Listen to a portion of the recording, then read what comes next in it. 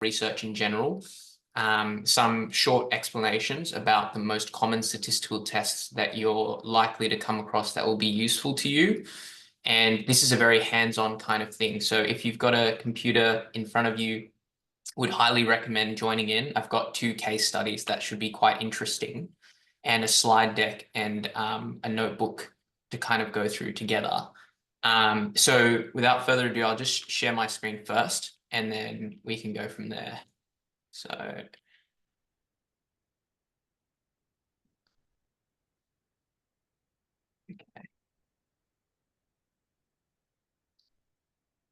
So just checking that everyone can see a slide deck. Cool, awesome. All right, Yep. Sweet. I will pop the link to the material that you'll need for this session in the Zoom chat, so that way everyone has access to it. This is just, it looks like a weird link, but it's actually just a link to my OneDrive, where I've put a couple of things. So let me share my whole screen actually, and it might make it a bit easier. So once you click on that link, you'll see a couple of files. Can I make this any bigger? Large icons. Okay. You'll see a couple of files in this drive. You'll see a diabetes data set, the PowerPoint that I'll be using today, so you can kind of follow along, a RMD file, which we'll go into what that means later, and a couple of other resources. So let me first start off with kind of what you'll learn. So this whole workshop is meant to be a gentle introduction into R for medical professionals interested in doing research. And what we're going to go through today is, first of all, how or why you would even want to learn R and why it makes you a better and more efficient researcher. What tools are available outside of R that you can potentially choose between, including Excel, which a lot of you may already be familiar with. Some basic introductions into concepts related to R and how they can be useful to you. How you can run statistical tests using R, and also how to select the right ones to use.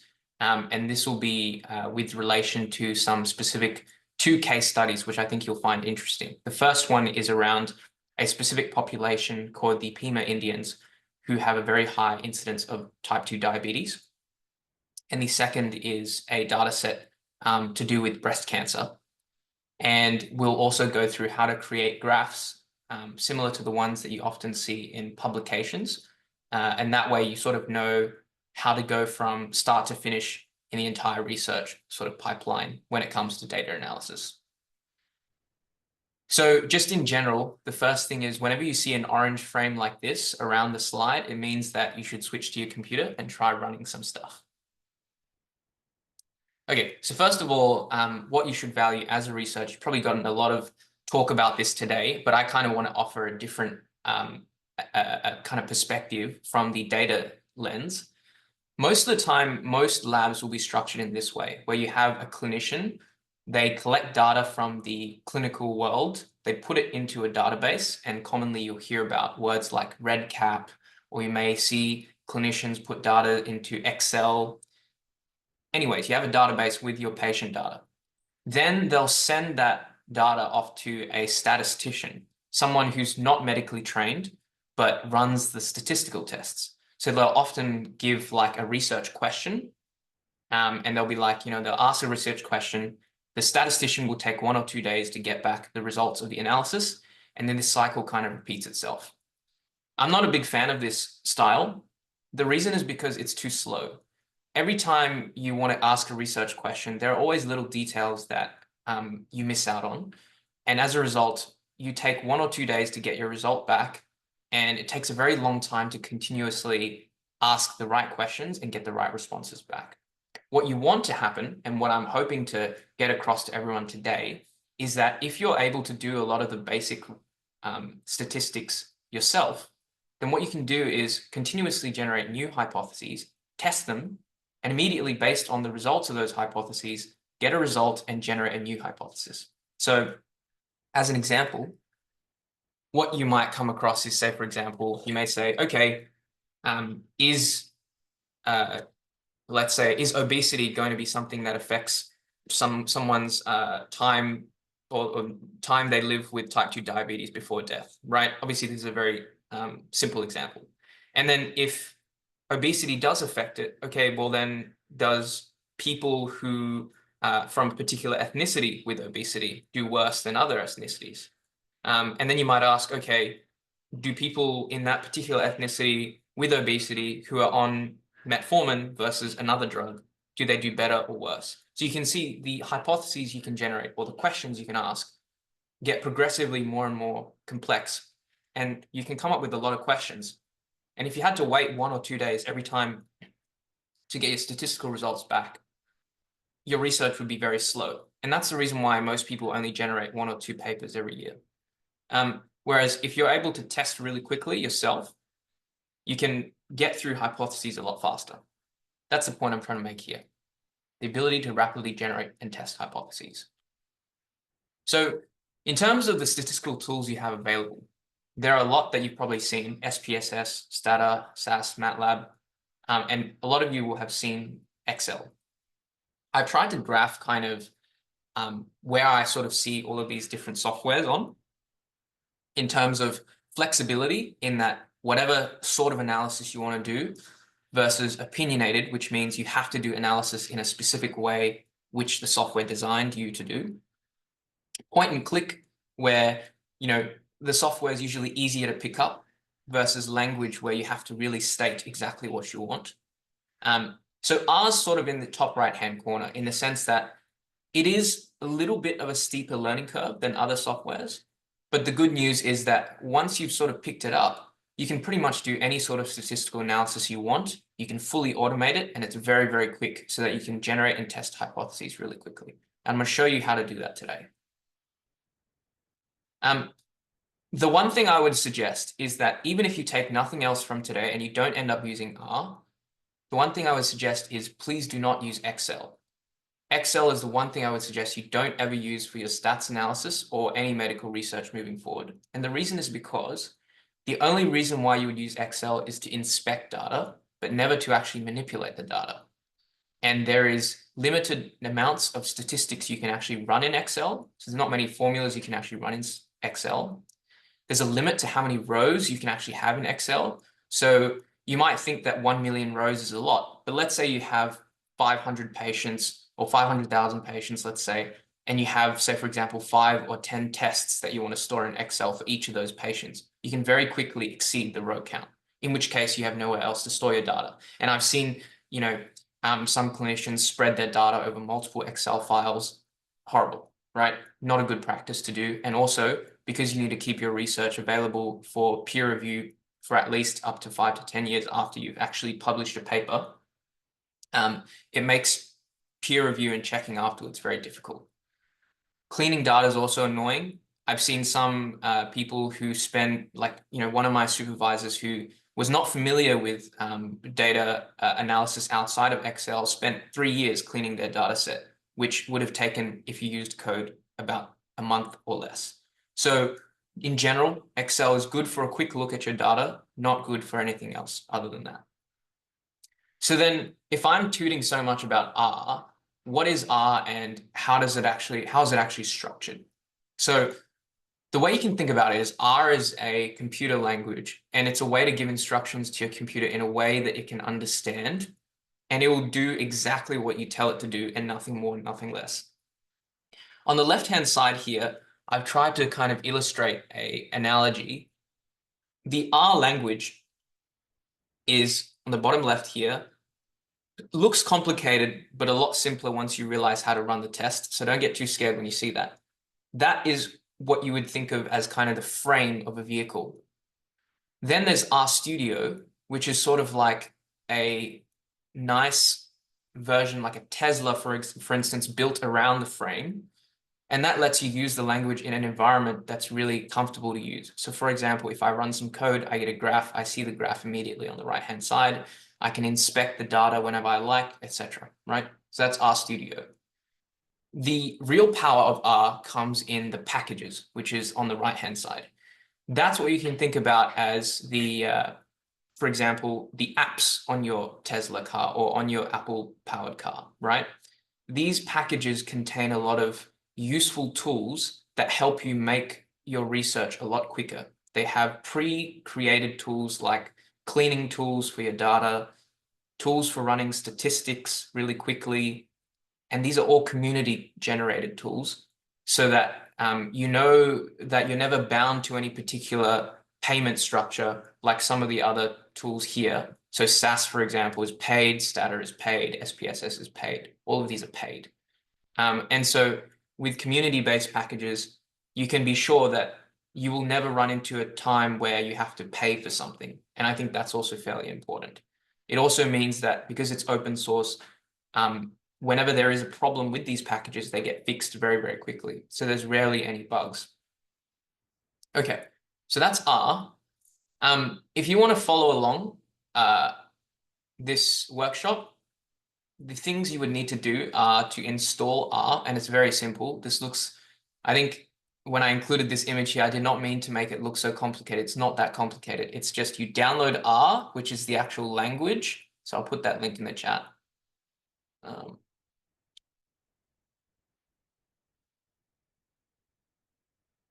You download R and you download RStudio. So RStudio, remember, is your so that's the what is this? This is RStudio desktop. So for Macintosh, for those who have Macs, it's a little bit more, it's a different link. So for those of you with Macs, if you have a M chip, like the newer version M chips, you want to download the Apple Silicon one. For those of you who have an Intel chip, for the older Macs, you want to download the Intel Mac one. Pretty self-explanatory. So just to remember, the R is the sort of language, the framework, right? And then RStudio is the nice environment that you can actually use this language in. Okay. So I might just pause for a moment and see how many people, I might just get an indication of how many people want to follow along. So if you are following along, just give a thumbs up to, or add a reaction to the following along kind of message. That way I know roughly how many people are trying to get this thing to work together. Oh, perfect. Awesome. That's cool. Okay. Fantastic. Okay. That's a good amount of people. So I might just pause for 5 minutes whilst people get that downloaded. And in the meantime, I'll scroll to the specific page. So as you guys finish downloading R or RStudio and you launch it, you should see something that looks like this. And I will also pull my own RStudio on to kind of show you in real time as well.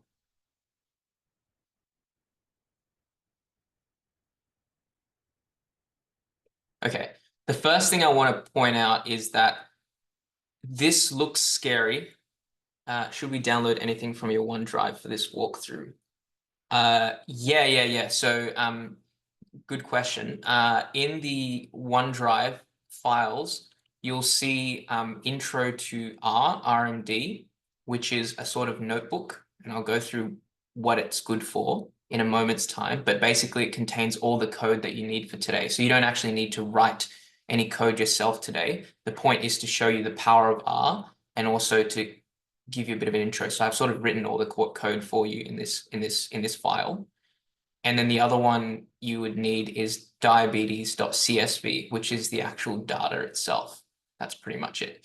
But it might be easier to just download the whole file, the whole folder, sorry.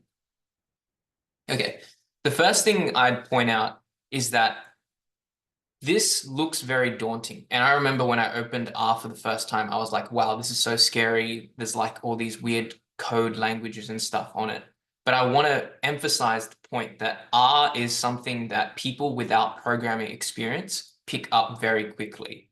And regularly it's used in undergraduate by, second and third years in things that are even not STEM. So for example, or actually, like, for example, it's regularly used in psychology research, in environmental research, in ecology. It's used by people who are not, programming is not their sort of core competency, if you will. So I just want to make that very clear from the beginning. It will not be difficult as long as you understand the basics. Okay, so hopefully we've all launched RStudio now, and your one might look slightly different from mine because I've got a bit of a dark style going here, but it should look more similar to the left-hand side here. And if anyone has any problems installing or downloading, please let me know in the chat so I can help you troubleshoot. Okay, so let me introduce this interface for you. The first thing to note is that this section here is called the source panel or source pane. That's this here, source pane. And so if you can't see this right now, what you need to do is go back to RStudio and click File, New File, and click R Markdown. And so it should look something like this. If I click File, New File, R Markdown, actually, if I can bring up a mouse highlight, it might help you guys see what I'm doing as well. There we go. Okay. So if you click File, New File, R Markdown, you'll see it asks for title, author, date, or whatever. You can just click OK, and it should open a source pane for you. Or what you can do is go into the folder that I linked and double-click intro to r.rmd. And if you double-click that and open it, it should also open this source file that I've already created for you. Okay. So to explain, this source here is the actual code that generates the analysis and the data and everything. That's what this is for here, right? And the way that these notebooks are set up is so that you can capture your analysis and the decisions that you make during your research in one single place. So if you scroll through the file that I created called intro to r.rmd, you'll see that there is a mix of both raw text, in other words, text that looks like written text, so things where I've written explanations like this. And also there are these kind of areas which are highlighted. They've got a bit of a sort of lighter background. So the lighter background stuff is the area which contains code. And then the darker areas are areas which contain just explanation text. You can write any text here. It just acts like a Word document, right?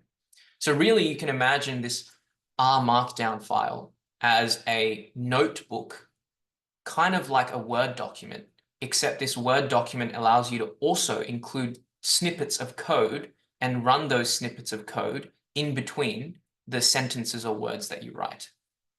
And I guess the neat thing about that is it's kind of like a lab notebook from undergrad, if you remember your lab notebooks, where you can document decisions you've made throughout your research, run the code, see the results, and then document more decisions.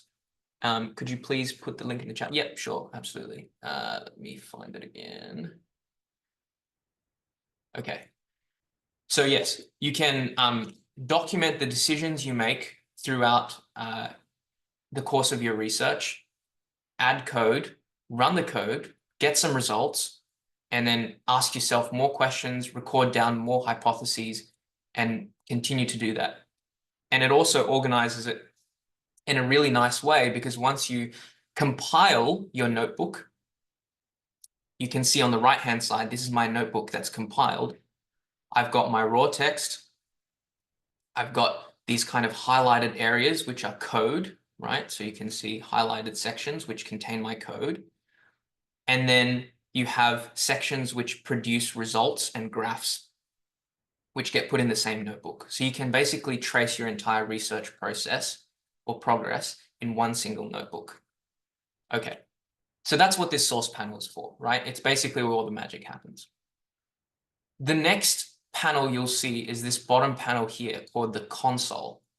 Now, that sounds really complicated, but console is really just a way for you to directly interact with the underlying framework, the R, right? So remember we talked about this kind of R language, which is the underlying sort of framework of the car. This is like if you had some issues with the main vehicle or the main kind of like internal vehicle, and you're like, you know what, I'm going to pop the front and just have a look inside of what's going on. You want to replace the engine oil or whatever, right? This is where you would do it. This is where you directly interact with the underlying framework.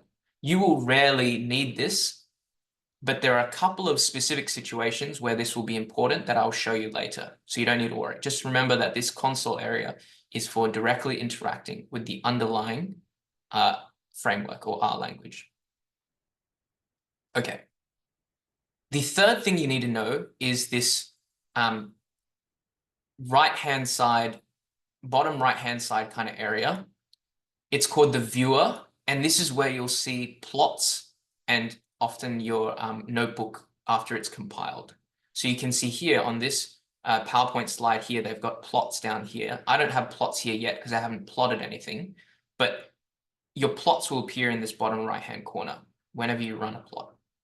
And then finally, in the top right-hand corner, you can see your environment.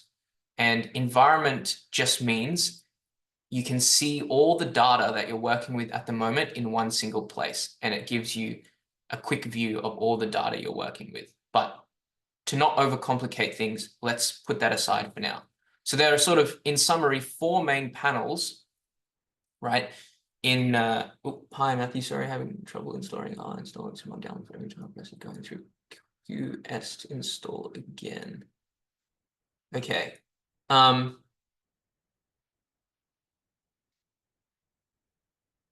Sorry, could you clarify what QS is?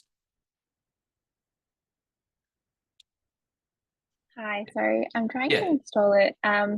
And every time I press it on my downloads folder, it's going through the questions to install it again. Like it's not opening yet. I'm not sure what's happening or what's going wrong. Gotcha. Okay. So are you using a Mac or Windows? A Mac. Okay, cool. And did you install like the right one for your chip as well, like Intel versus M chip, M1 or M chip? Yeah, Okay, the M cool. chip. Okay, cool. Yep. And is this R or RStudio that you installed just now? This is R. Okay, cool. Yep. Yeah, so that's fine. If you've installed R, then it as long as it if you say, for example, command space and search R, does it come up in your applications?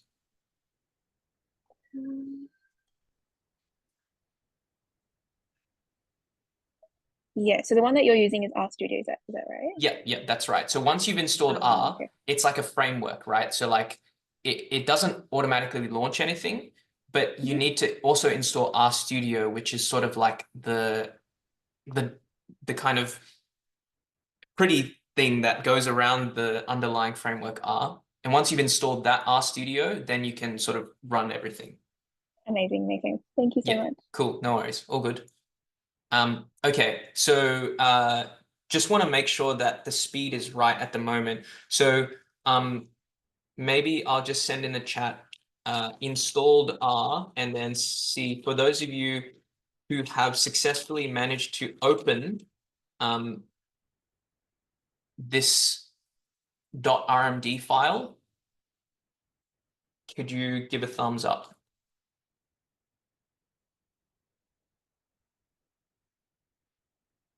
Okay, sweet. Fair few people. That's great. Okay. All right. I'll slow down a little bit so that we make sure we have, because I think we started with 20, so it sounds like there's about 10 more people who have figuring it out. So I'll slow down a little bit. I'll go, okay. So we've gone through kind of like these panels and what they roughly do. The next thing I want to talk about is packages. So if you recall, when we introduced the concept of packages, I said that these packages are kind of like apps, right?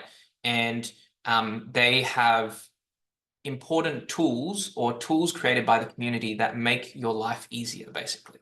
So imagine if there was a package in a car that does parallel parking for you, and all you had to do was just install the package.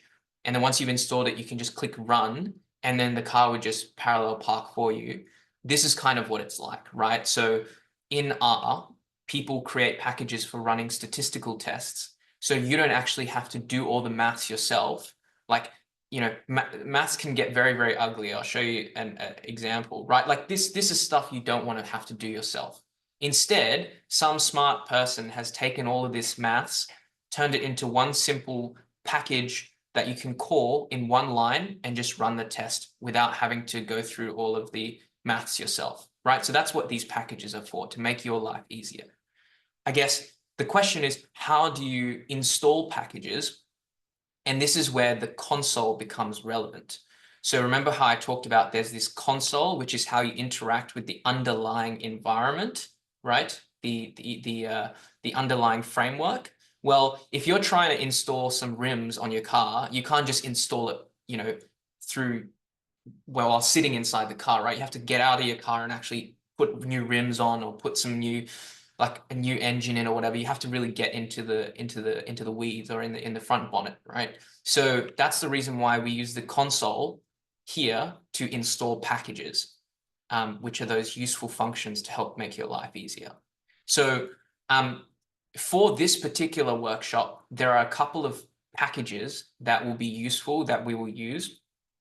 And you can see it all here under installing packages in the RMD that I had that you just opened. So, excuse me, here is the code, and all you have to do is just take this, copy this, and then paste it into console like this. Right, just copy this code here, install.packages. So what this does is, as the name suggests, it installs the package with the name tidyverse, installs the package with the name janitor. Some of these packages have funny names. You know, tidyverse, as the name suggests, helps you tidy your data. So then after you've pasted it in, all you have to do is then press enter. My one will ask me to potentially install or update or whatever, because I already have all these packages installed. So I will not go forward with this. I will press cancel, but yours should install perfectly fine. Because I've already installed all of this. That's why it comes up with errors. Okay, so I might put another message in the chat as another checkpoint to see when these packages have installed successfully for you, you can click thumbs up.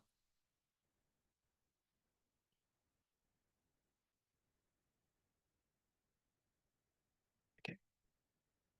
Is my viewer tab supposed to look like yours? No, not quite yet. Sorry. I know it's a bit confusing, but it's not meant to look like that yet. If you want it to look like that, what you need to do is press this little button up here called knit. I know you can barely see it. It's kind of called knit. And it's kind of their attempt at humor is to take your entire notebook and basically render it, right? So like by render, I mean like take your notebook and sort of print it out into something that looks pretty. This installing ARPA dependencies. This is what I see in my console. Yeah, this is okay. Yeah. Perfectly normal behavior. So does it ask you installing R package dependencies? Does it ask you for anything? Because if it doesn't ask you for anything and it's just kind of chugging away, then that's all fine. Yeah, totally okay. Yeah. So to explain why it might say installing R package dependencies, only error I had was no package called pretty doc. Okay. no package called pretty doc. Let me think. So that might be solved through doing this. Let's see. So if you, I may have forgotten to include one extra install package. Sorry, guys. So there's just like after the main packages have been installed, just install that last one called pretty doc. Pretty doc just helps you make the document look pretty. And this is what it looks like here. It looks pretty. Okay, cool. So yeah, once your packages have finished installing, thumbs up for that. All right, sweet, but I can't see the other packages in the source. Sweet, I can't see the other packages in the source. In the source.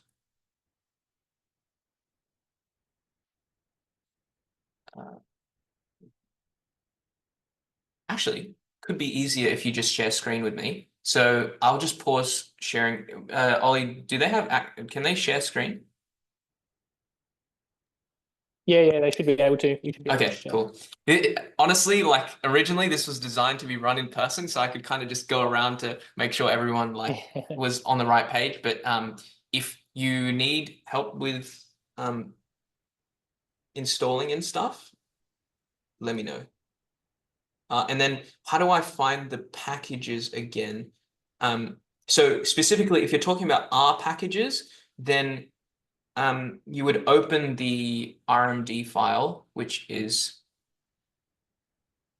this file here, and then copy and paste these install packages and just paste it into console and press enter, because the packages are all hosted in the interwebs, like online, basically. So as long as you have the right name, this program will know where to get those packages from. So you don't actually have to sort of manually download them and then install them. It's sort of just, you just tell it what name of the package is and it'll go into the internet and find it for you. Okay, Nitta gives me this error. Error in library, there is no package called diagrammer. Okay.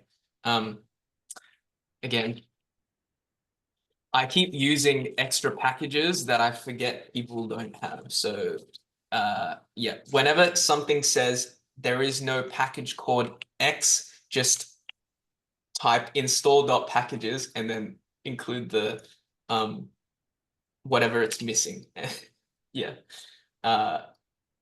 Yes, that's right. Yeah, Rachel, that's right. Install.packages pretty doc. Yeah, so let me just copy and paste this whole thing here and put it in the chat.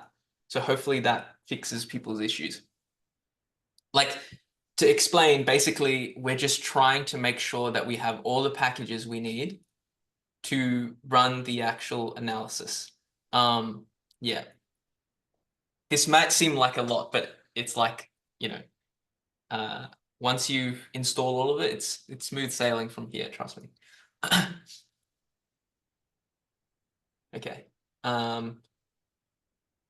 How are we going for installed packages? Okay, still a couple of people. I might bump this message.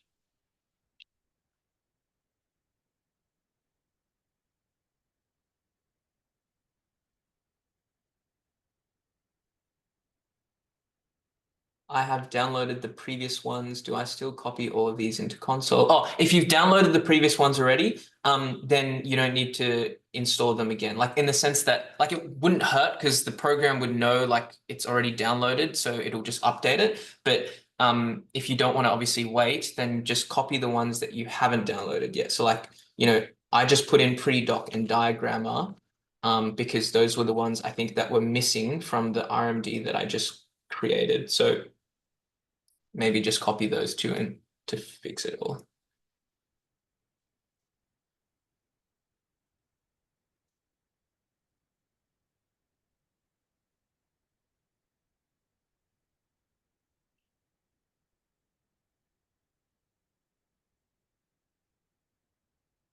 Hi, when I press on the r.rmd link to download, I don't see the list of packages like on your screen. So, okay, so it just opens my RStudio. Yep, that's fine. Yeah. So what you want to do, right, is once you've downloaded, so like this here, where are we? Where are we here? So this folder, remember how I said if you go into this folder here, there's this intro to r.rmd. You want to double click intro to r.rmd. So when you double click that, it'll open into RStudio this particular file. So you can imagine it's kind of like a Word document. You double click on it and it opens as a document in this RStudio. And then if you scroll down, you'll see I put this code here, install.packages here. Does that help?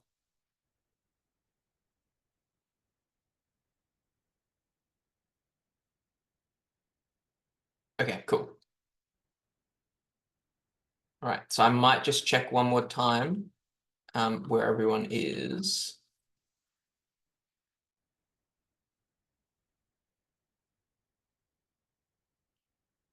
How are we going with installed packages? Cool, okay.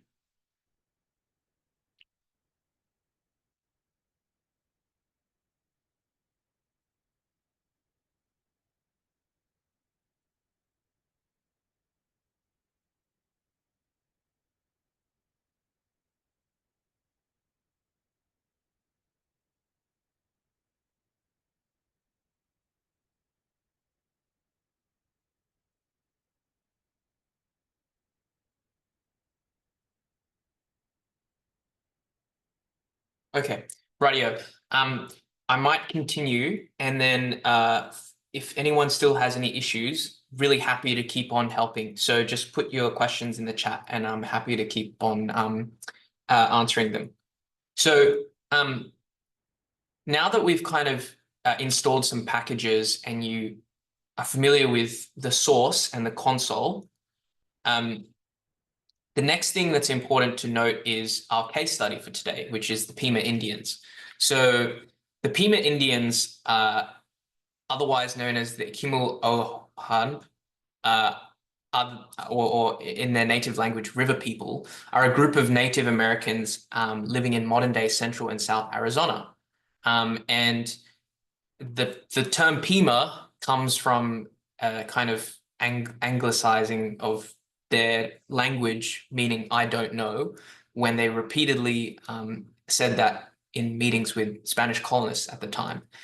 And what's important about them is that they lived a very physically laborious and agricultural lifestyle for a very long period of time, and transitioned from very limited food supply to now where it's mostly modern sedentary lifestyle with a very high fat diet actually caused diabetes prevalence to climb very steeply within this subpopulation of people by tenfold, actually.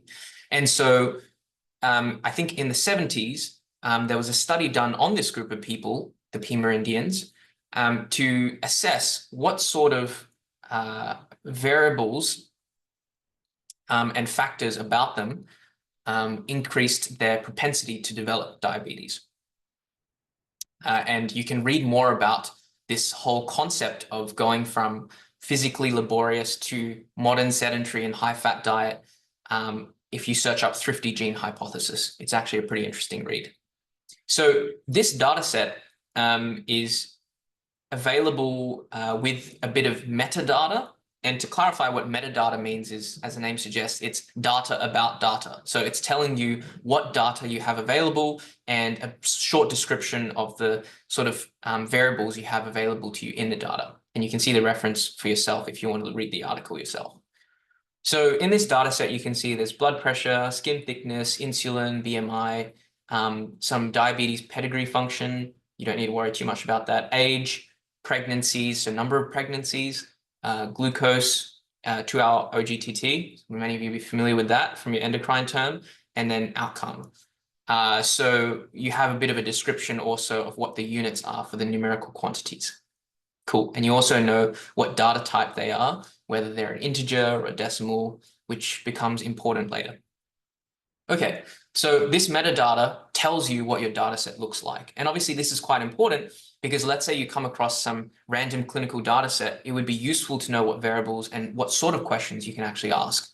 And this is probably the only time where Excel could be useful, which is, when you open the data set and you kind of have a brief look around at what you're dealing with.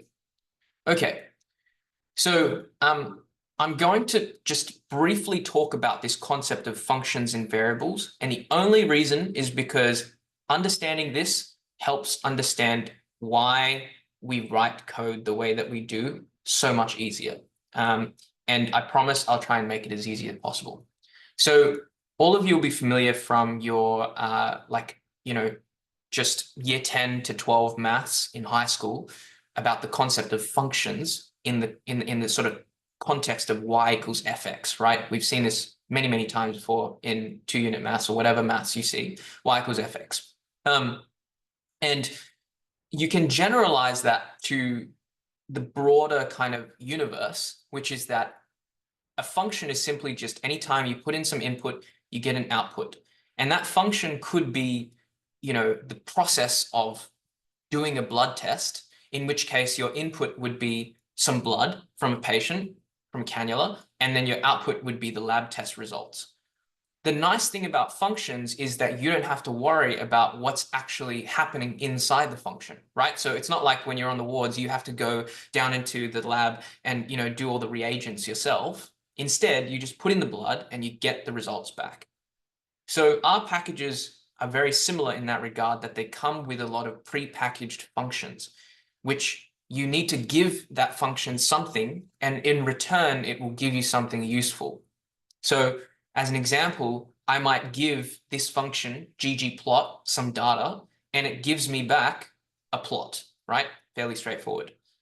So this is why functions are useful to know about, and that's the reason why we use these brackets here, because the brackets say, okay, this is a function, it takes some data, and it spits something back out. That's why there's these brackets. And you'll see a lot of these brackets everywhere in the code. And that literally just means it's a function that takes in some input, right? Okay. The second important concept to get is the concept of variables. So variables are ways for us to store anything we want to use later. So instead of doing 3 plus 4 directly, we say let a equals 3, let b equals 4, and then say a plus b equals 7, right?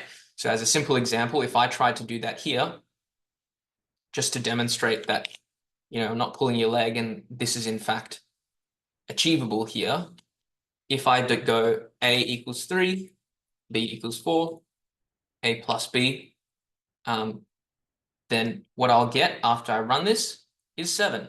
Right? Because you've stored variables into A and B. Now that might seem like a very trivial example, but the nice thing about variables in R is that you can store anything, including entire chunks of data full of gigs of data, like 2 gigs of data you could store in a variable if you wanted to, right? So these variables can store just about anything. And so when you see things like this, diabetes equals to read.csv, if you want to break down what that means as an example, diabetes would be the variable, diabetes. This is where you're storing something.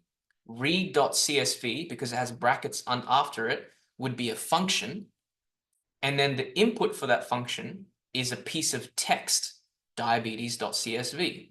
And what do you think it gives back? Well, it reads this file, diabetes.csv, which you've downloaded earlier and put into the same folder as the RMD, right?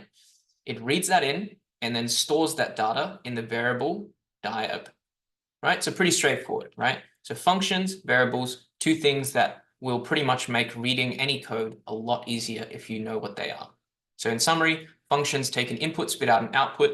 Variables allow you to store anything you want.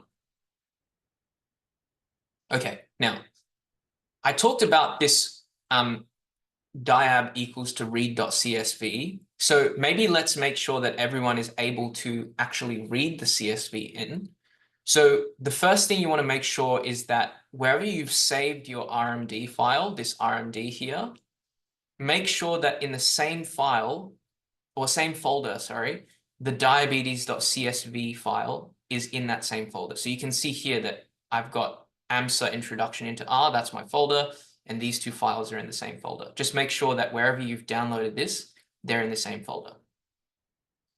Once you've made sure that they're in the same folder, then go to this piece of code here, and you know it's code because it'll be straddled by 3 sort of like backticks with sort of R curly brackets. That's how you know it's code, right? So it's straddled by these things. And what you can do is you can press this little green button here on the top right-hand corner of that code chunk, and you can see it says run current chunk. That means you can run this code. So I'm going to click that now. And after it's run, what you should see is in the top right-hand corner in your environment. Remember how I said the environment is kind of like where you see every single variable that's available, right? So environment is sort of what is contained inside your source at the moment. And you can see in this environment here, I've now got a diab, right? So because I read the file in read.csv, I've now got my data in here in my data environment. And you can see here that it gives me some brief information about it. It tells me there are 768 observations, which means rows, right? So 768 rows and 9 variables, which is the 9 columns that we talked about earlier. That's your skin thickness, your OGTT, whatnot, right? If I wanted to just quickly take a look at that data, I can also just click on it, and it'll actually open up a nice new tab here for me and show me all of the data. So I can scroll through it, I can have a gaze at it and see, you know, whether there's something interesting in there, or if there's like, I can get a sense for what the data kind of looks like, right? Just like Excel. So you can see, indeed, there are 9 columns, which are the 9 variables, and by the looks of it, about 768 observations. Okay. I can also sort by values, just to kind of have a brief look. So I can sort by blood pressure. I can see, that's weird. There are some values that are 0. Okay, this is something that's important for later, because we realize, these zeros must mean that this data set for some people did not record blood pressure, right?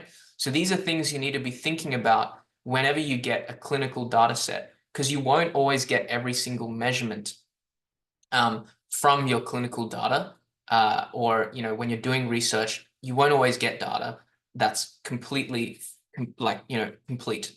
And so especially if you're not the one that collects the data, or this research study has happened over a long period of time, it's important for you to know how data is, how data looks like overall, and when there might be situations where that data might be incomplete, such as in these situations here where these values are 0. Okay, so now that we've had a quick look at the data, I can close that tab, and I'll just do a quick check now for people who have loaded in the data set and had a quick look.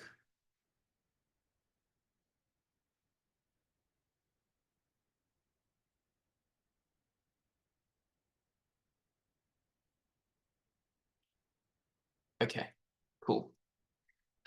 For anyone who's still stuck on package installing as well, please let me know what sort of problems you're running into as well. That way I can help out.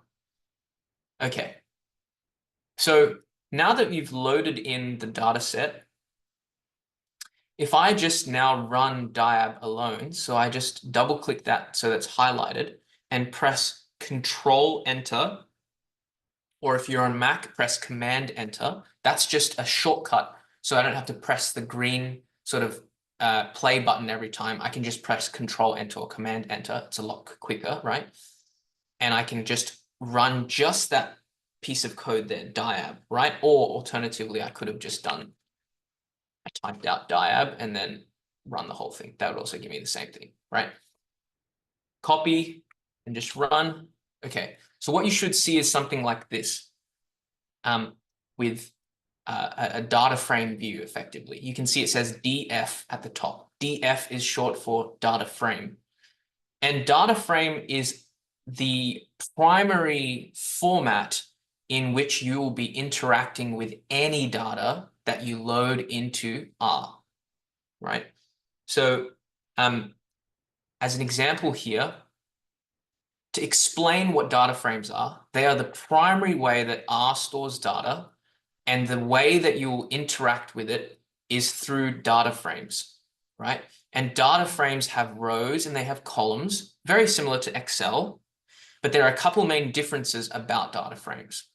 The first is that each column restricts you to a specific data type. So you can see here, for example, in our PIMA dataset, our PIMA Indians dataset, pregnancies is restricted to integers, because obviously you can't have half a pregnancy. And glucose is also restricted to integers in this particular case. Blood pressure is restricted to integers. BMI is restricted to something called DBL, which is otherwise known as double, or otherwise known as a float, but you can just think of it as a number with a decimal point, right? So 33.6, these are all decimal point numbers. And then this is also integers, integers, integers. There are other types of data, like, for example, strings, which are just alphanumeric characters. Like, for example, if I wrote out your name, Matthew, or wrote out my name, Matthew Shu, and then put some numbers 1, 2, 3 after it, that would be considered a string. Or factors, which are categorical data. So, for example, if I had 3 sort of categories like low, medium, high, right? That would be considered a factor type. You don't need to worry too much about this. This, again, with code, with anything to do with R, memorization is not important. It's understanding the concepts. You don't actually need to memorize this. As you come across it, as you do more research, you will come to learn it in time. So not important to memorize this. Not like MED where you have to memorize everything. Okay, so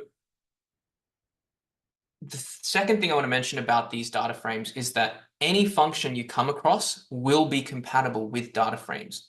So you can, so remember, functions are those useful tidbits of that take an input and spit out an output, and almost every function can always take data frames as an input. And I'll show you some examples of that later. And what that allows you to do is to create some really awesome automated operations. So for example, if I wanted to do an operation like create a new column with factor true for patients who have LDL above 2 millimoles and their medication list contains a statin, I could do that with a function, right? Okay, so that's just a quick brief about data frames in general. So now let's think about this actual data set here. So I'm going to switch to full screen on this now. Maybe if I zoom in a bit, I can also increase the font size so it's easier to see. Okay. So I put a quick link here to the metadata, which, if you recall, is the data about the data. And the first thing in data analysis is always to do a summary of the data. And the reason why you do that, obviously, is because you want to know, just to get a general picture overall of what your data sort of looks like. And we call that exploratory data analysis. And the point of it is to perform initial investigations on data to discover any important patterns, spot anomalies, test hypotheses, and check assumptions with the help of stats and graphical representations. So that's what we're doing here. We're doing a summary of data. So first of all, this function here names, right, with the diab, remember that's the variable containing our data. This function tells me what columns I have available to me. Great. Not a super useful function, but hey, it tells me which columns I have available to me. The next function that might be useful is something called summary, right? And if you click run on that, you'll see that it gives you all the pieces of summary information from all the variables. What is the minimum, first quartile, median, the mean, third quartile, and maximum value in every single variable in our data set. For context, I mean, if you wanted to run this in SPSS as an example, I've used SPSS. It's very painful and annoying. You'd have to do 4 or 5 clicks just to include each of these variables in, and then press enter. very painful, but with R, you can do it with one function, right? So it does all of the min, first quartile, median, third quartile, max, all in one go. Cool. And from here, you can see there are some people with 0 insulin, some people with 0 thin skin thickness, which is obviously nonsensical. And that's something that you pick up on as you go through this data, right? You see there are some values which should concern you because no one should have 0 thin skin thickness. Okay. All right. Then I can also take a look at the first part of the data set, which is a function called head, right? Head, which lets you see the first 6 rows of your data. Why is that useful? Well, if you have a data set with, say, for example, 5 million rows, which is not unheard of particularly in larger sort of like cohort studies, it's not unheard of to have 5 million rows. I'm doing a bit of research now, which has 36 million rows, in which case you wouldn't want your program to print out 36 million rows. So instead you print out the first 6. That's an example there, right? Another one that's useful, what is the dimensions of my data set? How many rows, how many variables do I have? And you can see here it prints out 768 rows, 9 columns. Another one, what is the outcome? How many people in my data set are actually diabetic versus non-diabetic? Now let me break down this particular input and output. So this input here is diabetes separated with a little $ and then outcome. What this is doing is it's saying pull out the outcome variable from my data set. That's what it's saying. So if I were to just highlight $outcome and press Control Enter or a Command Enter, you'll see it prints out a list of 1s and 0s. That's because it's pulling out specifically the column with the outcome in it. Then when you say, okay, chuck all of this into the function table, right, and run it, you can see that there are 500 who are non-diabetic and 268 that are diabetic, right? So that's what this function is doing. Now, at this point, you may be wondering to yourself, my goodness, there are, 1, 2, 3, 4, 5 functions already. How do I remember all this? And do I need to remember all of this? And I want to really stress here at this point that in code, especially in this sort of stuff, memorization of code is never a thing that's necessary. Whenever you want to do something in code, the first thing you do is just Google it. I still Google regularly. There are some functions I use more often than others so that I just remember. But most of the time, I always Google. I ask ChatGPT. I, have a manual that I kind of look at to know what functions I'm interested in using. But Google is usually the fastest way to an answer. You never ever have to remember these functions. This is not like a med exam where you have to remember every goddamn test you need to run or whatever and how to interpret the results or whatever. Other fields are not like this, right? In code, you do not have to remember anything. You just have to know roughly what you want, search it up, and you can find it. So don't try to remember these functions. It's not important to. And that's not the focus. Okay. Now, the next thing that I think is useful to know is how to actually draw your first plot. This is where we're going to start using a library called ggplot. So can I just get a check of hands right now? Are we at ggplot now? Has everyone managed to run everything up to ggplot? Okay, perfect. Sweet, awesome. Okay, now let me explain what ggplot is. So when you're doing graphing in R, the way it works is that it's based on layers. So here you can see that a really nice artwork or artistic piece of work here is made by taking multiple layers of, differing frames and then layering it. And then once you look through the front to the back, you see a nice picture with some depth. That's similar to how ggplot works. It adds layers on top of one another and each layer contains a new element. for example, the axes, the title, the labels, the points. It acts by adding layers. So that's the concept I want you to keep in your head, right? So when we're running ggplot here, this little plus sign at the end of each line means add a new layer. That's what it means, right? Add a new layer. Okay. So when I run the function ggplot that's contained within these brackets, tells me it's a function with some input. And then the first thing that ggplot asks for is the data. So I give it data, and whenever you're unsure about how to use a function, one useful tool is to go into your little framework and type !ggplot, because I forget all the time how to use functions. But it always reminds me how to use it. It says, hey, look, how to use ggplot, give some data first, right? Data first. So that's what I do here. I give my diab data. Then it says, give some AES. What the hell is AES? AES is just short for aesthetics, right? What it means is, what do you actually want to plot?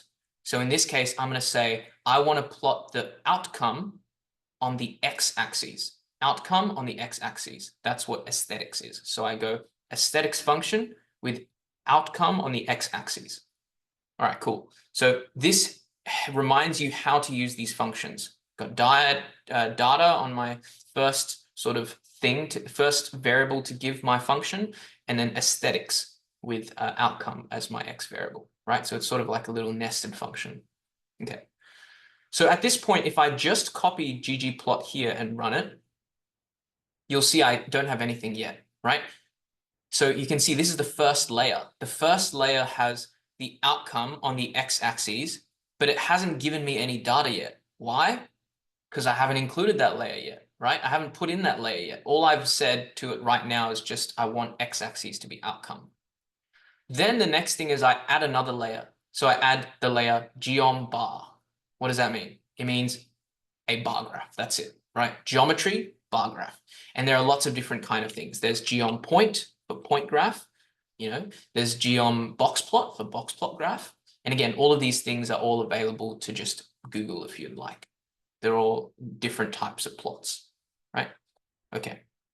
So once I click geom bar or add geom bar and I run this, now it's got this bar on top. It's added bars here. Error in ggplot, cannot find function ggplot. Okay, so the reason why that's happened is because you need to run this up here. You know, run this. So if you run this here,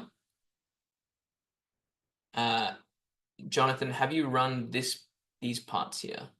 Oh, actually, sorry, no. Have you run, where is it? So this should fix it for you, but if it doesn't, you can call it explicitly by doing this library ggplot2.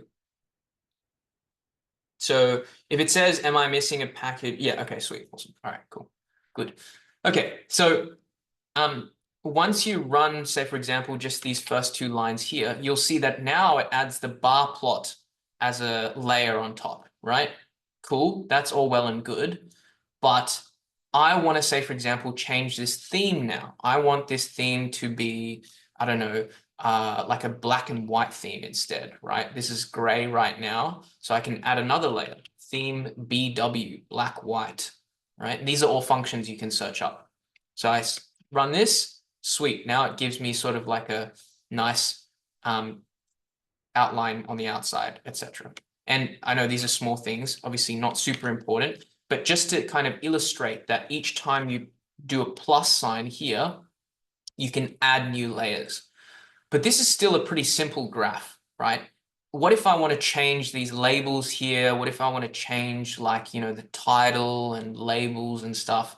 Well, here's where we can make it even more interesting, right? You can add a geom bar, you add a theme, and then now you can add your own labels, right? So here you add labs, short for labels, which is a new layer. You put a title, you put X, Y, and then I run this, and now I've got outcome, count of people, outcomes of Pima Indians, right?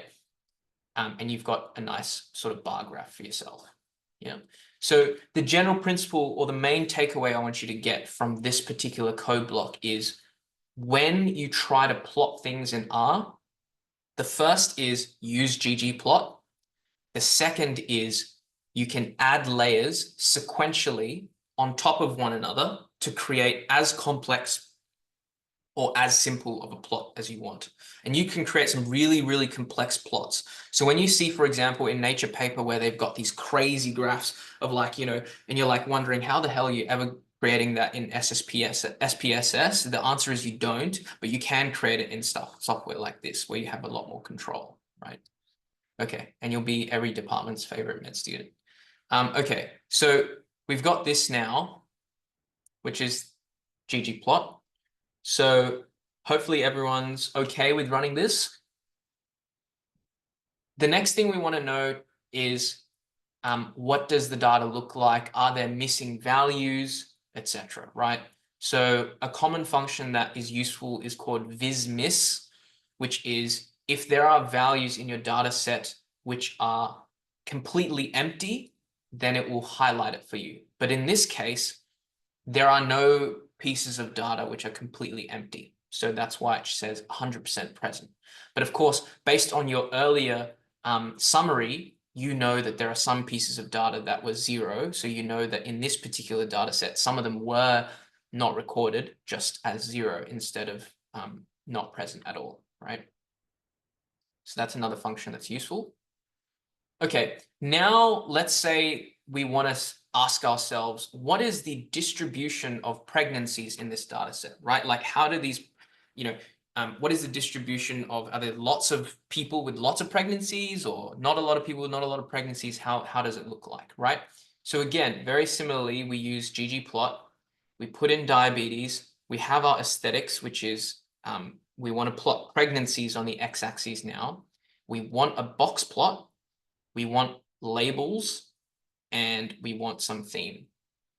We press run, and you can see we now have a plot of the distribution of pregnancies, and there are some outliers, some people with 15 pregnancies. That looks like 18 or 17 pregnancies, but most people are around 3 pregnancies. This is the median of 3 pregnancies, right? So you know the distribution roughly sort of looks like this. That's useful.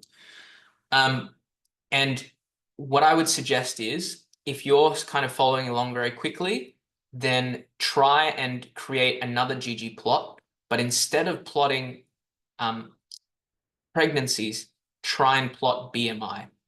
And a hint is to go back and look at how BMI is stored in the data set, which you can check either by scrolling back and running diab really quickly to see what variable name it is. Hint, it's BMI, right? Or you can just click diab here and you can see BMI up here as well. So try and recreate the same graph here, but for BMI.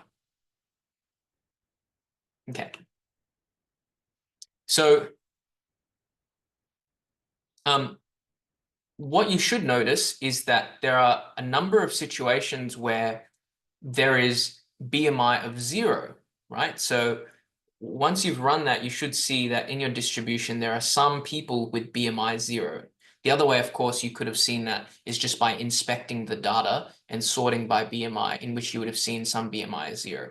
And again, as I said, this is things that you need to be wary of, excuse me, in data where, they might have missing or things that you should fix, right?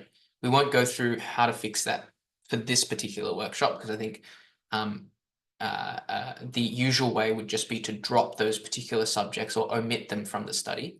But there are other more creative ways of fixing that problem, but we won't go through that today. So the next thing you might be interested in is how are these variables correlated with each other? In other words, is it that people who are older have more pregnancies? Is it that people who are older have thinner skin thickness or thicker skin thickness? What are the different correlations between different variables? And this is where this function, which is, again, something that a community member has created, really helps, right? Because you don't have to do all the calculation yourself. All you have to do is say, calculate correlations within diabetes. So what this function core diab will do is just calculate all the different correlations between every single variable. So here, this looks complicated, but let me just run it again for you to show you what it does. What it does is it calculates every pairwise correlation in diabetes. So obviously pregnancies are going to correlate perfectly with pregnancies, so that's no surprise. But you can see here pregnancies and glucose has a 0.13 correlation. What's a high one that we can look at? So you can see here, if I go to, where is it? 0.46, right? So glucose has a very high correlation with, yeah, sure, no worries. Yeah. More than happy for you to reach out on, I think LinkedIn might be a good way to do it. So yeah, more than happy for you to reach out afterwards on LinkedIn. You can search up my name there. It should be relatively easy to find. Question, why does mine come up as a graph? Yep, gonna get to that soon. So what I'm doing here is I am highlighting just core diab and then running that particularly. But if you run the whole thing of it, that creates a plot. But if you just highlight core diab and then press Control Enter or Command Enter, you'll get this. Basically, what you're doing is you're taking this data that you've created and then putting it into a plotting function, which then plots out what you've sent in the chat. Yeah. So hope that explains it. So I'm just highlighting core diab, Command Enter, right? You get this. And you can see here, age correlates very strongly with pregnancies, 0.54, right? 0.54. Okay. Now what I've done in this code is I've stored all of this numbers. Remember how you can store any amount of data into a variable, right? So I've stored all of these numbers here into the variable correlations, right? So I've stored it into the variable correlations. Then I've fed this variable correlations into the function correlation plot or core plot in order to see what those correlations look like visually, because it's always easier to see things visually, right? So this is actually something that's useful to know, which is that when you store data inside a variable, you can feed that variable into another function, and the function will read that variable and read the underlying data that is stored in that variable, right? So that may come across as a bit of word salad. So in summary, it's kind of like, instead of just going, y equals fx and you put y equals f3, instead you're storing x equals 3 and then putting y equals fx, and then y equals f will automatically read x as 3 and then substitute it in automatically for you, right? So that's what it's doing here. So when I run this whole code block, what I get is this graph here. Why is that neat? Well, it's because the graph shows you, if it's blue, it means it's a positive correlation. If it's red, it means it's a negative correlation. And how big the circle is how big the correlation is. That's helpful because that means you can see at a very quick glance which variables are highly correlated with each other, right? So at a quick glance, I can see age and pregnancy, highly correlated. I can see the glucose is highly correlated with the outcome, which is what you would expect, right? If you have people who are diabetic, you would expect they have high OGTT results, right? And then you've got this diagonal line of maximum correlation, and that makes sense because this is the variable correlating with itself, right? So of course it's going to be high correlation. Okay, so this is why this graph is useful. So keep in mind, age is correlated with the number of pregnancies because this actually becomes important in analysis later. Right? Okay, this is optional, so we'll skip it for now. Okay, so up to this point, hopefully you have a brief idea of what the data looks like. And the next thing you need to sort of ask yourself when you're doing this sort of research is, what is the question that you want to ask of your data, right? So I'm going to switch back to the slides for a moment. And I'm going to pose this very simple research question. It's not anything that to write home about, obviously, but it's a good example to start off with. And the question is serum insulin significantly different between people with and without diabetes? And obviously, we're all from a medical background, so we know that it obviously does, right? Like, and people, you would expect them to be obviously different. But in the field of research, of course, there may be questions where your intuition might suggest something, but you need to prove it in order to publish it, right? And so let's say, for example, we don't actually know this is true or not. And the exercise for you is to see if you can remember, based on your statistical lectures from med school. I don't know, there might be people at different stages in their med school at the moment. At least at UCID, our statistical lectures were basically like an hour or 2 hours over the course of like a couple of weeks. So it wasn't much. But based on what you remember from stats lectures, what do you think would be the most appropriate test to run for this research question? And the answer is, I forgot all the statistical tests, and that's perfectly okay, because I forget them all the time as well. But there's one framework that I'll teach you to help you remember, or to help you figure out how and what statistical test to use at any given moment in time. And that is, first of all, think about what is my dependent and what is my independent variable. That's how you start off with, right? Super simple, science, year 10, right? So in here, my dependent variable is serum insulin. It's a continuous variable. And then diabetes is an independent variable, which means that's the thing that I'm actually changing, right?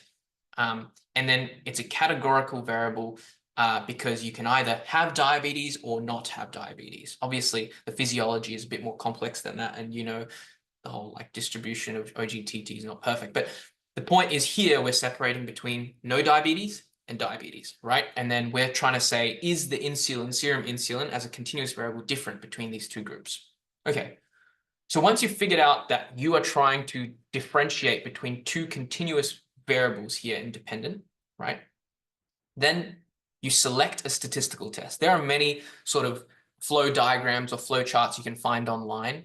Obviously, this is not a pure statistical lecture, so I won't go into too much detail about this.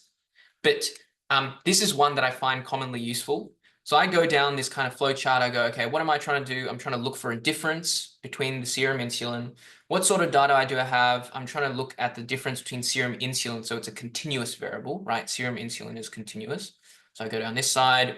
Number of groups or samples. Well, I have diabetic or non-diabetic. So it's only 2 groups. I go down this here. And then are these independent measures or repeated measures? Well, each person only has one set of measurements, so it's down this here, independent measures, and I arrive here at independent samples t-test. Cool? Okay, so nice and straightforward, right? Like, when it comes to medical research, knowing what the actual maths is behind a statistical test is honestly not the most important thing to do. Like, the point is to know why and how you're running a statistical test, and I'll kind of go through that in a moment. So you got into independent samples t-test, you want to run that now. And maybe I'll do a quick refresher on what an independent samples t-test is, so that you get some intuition behind it. Because intuition is important, even though you don't need to know the maths behind it, and intuition for what the test does is useful. So let's talk about that for a moment. For any statistical test, you always should consider 3 things. First of all, we already went through this. What sort of data is the test intended for? Right? Is it intended for continuous, categorical? What combination is it intended for? The second is, what are the assumptions of the test, right? Because every test comes with a set of rules that can use. Just like, for example, when you order a D-dimer, D-dimers are ordered specifically for PE, which is low risk, right? If it's a high risk PE, you're not going to be ordering a D-dimer. You're going to be going straight to a duplex ultrasound, right? So there is assumptions you make in any test that you run, and you need to know what those assumptions are. So in this particular test here, the assumptions are the observations are independent of one another. Have we met that assumption? Yes, because every single one of these Pima Indians are different people, right? So they're independent of one another. The second, the distribution of the data from both groups are normally distributed with similar variance. We don't know if that's true or not, but in this situation, we're going to just ignore that for now, because I think that's a little bit of complexity. Let's just push that aside for now. I'll come back to it later, right? But the point is, know your assumptions of your test. The third, what is the interpretation of the test result? Once you get a value from your test, how do you know what it means, or what does it mean for your research, right? And in this particular case, for independent samples t-test, the interpretation of a significant test result would be that the mean insulin production of a diabetic is different from a non-diabetic. And that might seem like obviously, but you should know what or how to interpret the test result when it's significant. Do you need to remember every single one of these tests? Absolutely not, right? The point is not to memorize anything. As I said, stats and coding, never memorizing. It's all about just knowing when to use what. And if you ever have any struggles with it, there's a great website called Datanovia with every single statistical test under the sun. And you can always look at all the assumptions and interpretations and what data it's appropriate for on that website. Super useful, right? I use it all the time as well. I don't remember all the tests off my heart. Okay. Now, to give you some intuition behind independent samples t-test, the first thing is this left-hand side with all the maths. This is what's actually behind the test, but it's not important for you to understand that, because to actually use the test, it's more important to understand the intuition, or what the actual test is like roughly trying to do. So I've tried to illustrate that with the stuff on the right-hand side, which might be a bit more digestible. So imagine this, right? We have a non-diabetic pictured in green and a diabetic pictured in blue. And the green non-diabetic, that sort of distribution curve there, represents different amounts of insulin. Sorry, this should say insulin.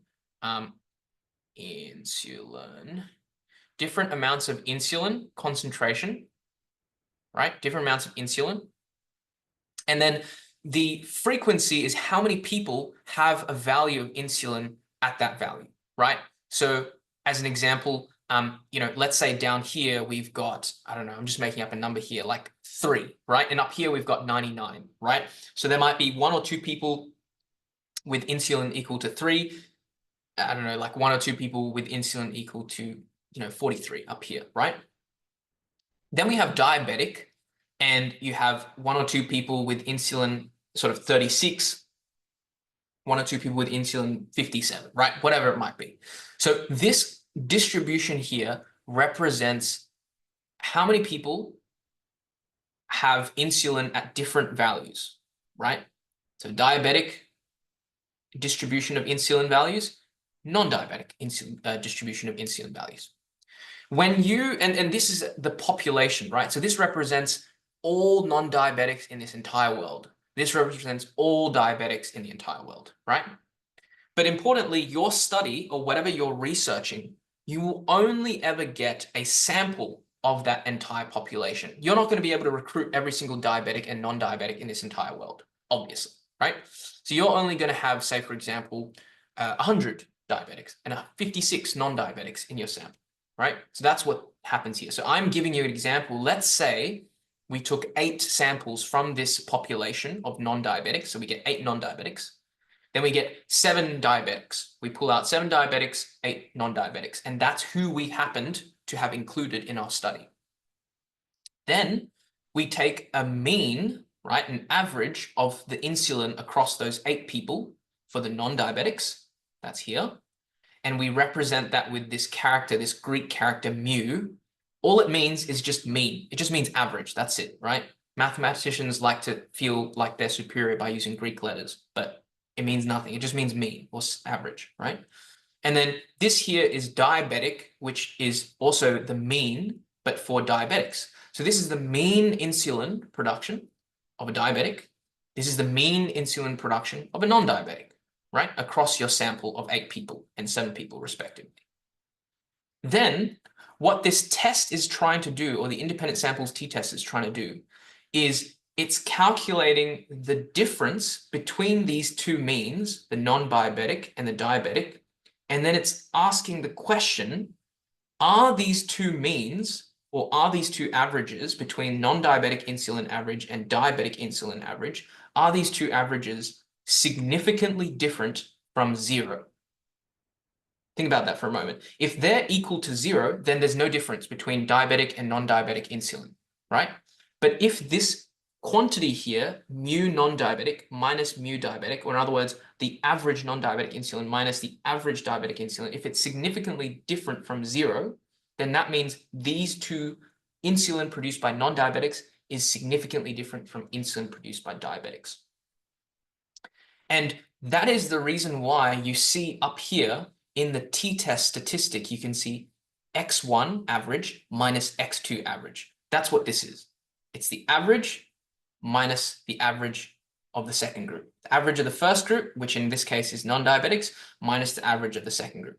And then all of this junk underneath is about, like, you know, how is the distribution or whatever, but what's the variance of the distribution, blah, blah, blah. But that's not important, right? The important part is the intuition behind what this test is actually doing.